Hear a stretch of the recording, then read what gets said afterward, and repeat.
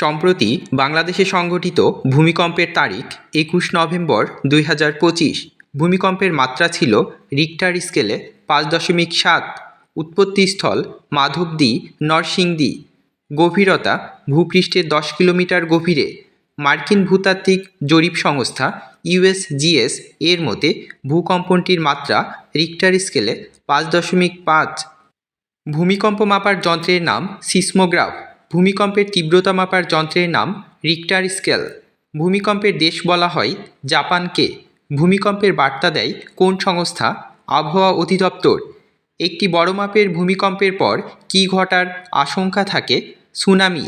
ইতিহাসের সবচেয়ে বড় ভূমিকম্প 1960 সালের 22 মে চিলির ভ্যালিদিয়া শহরে অনুভূত হয়। মাত্রা ছিল রিক্টার স্কেলে 9.5, যা এখন পর্যন্ত রেকর্ডকৃত সবচেয়ে শক্তিশালী ভূমিকম্প।